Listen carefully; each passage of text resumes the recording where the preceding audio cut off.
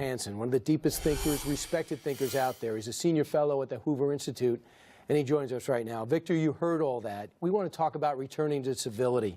How do we first stop this now?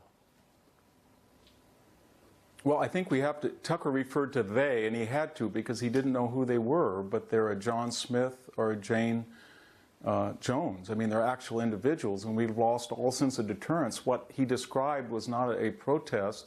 These were criminal acts, and then trespassing, disturbing the peace, or threats of physical violence. They all have penalties. Just as you disrupt a lecture at a university campus or you file a false accusation of Brett Kavanaugh to a federal investigator, but these are not prosecuted.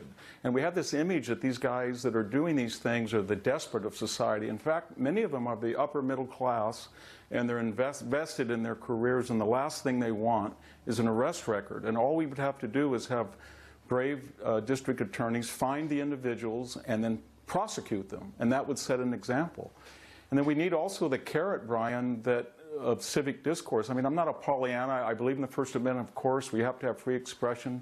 We've had speech. You know, Ronald Reagan said, let's have a bloodbath once. FDR said, let's not bring Nazism and elect Tom Dewey president. So we've had that rough talk. Right.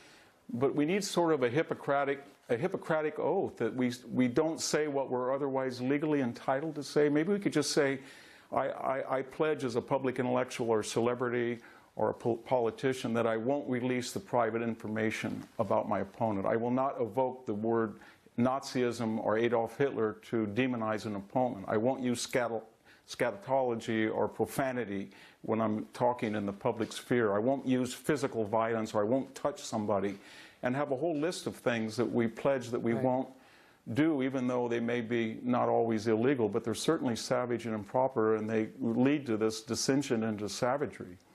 Victor, you didn't just wing that. You actually wrote that. You have specific tenets on what to follow, and you knocked it down to the basics, and some of which you just mentioned. I'd like to add to this. We're going to talk about it later in the show, but also the way the press was acting with the president a day ago. That fills in all this. That fits in this box as well. You believe we've got to fundamentally bring civics back to school. Secretary of Education DeVos can try to make that happen. Why don't we do it? I think we need. We don't trust the masters of the universe at Facebook or Twitter to censor our speech, but we as a nation have to get together and say, you know what, we need formal education in civics, and that can be taught at the high school or the college, and we need a new example of what ethics are. Ethics are not just cosmic ideologies. It's treating people the way you want to be treated. Maybe we should just have a Hippocratic idea of do no harm, if nothing else, to somebody when you engage them in discourse. And we've had people in the media that have said terrible things on the air and et cetera. We can stop it with shame and social pressure, I think. Yeah, we used to get that in the household, but it's not happening now, so we got to stop it elsewhere. Victor Davis Hansen, thanks so much. Thank you.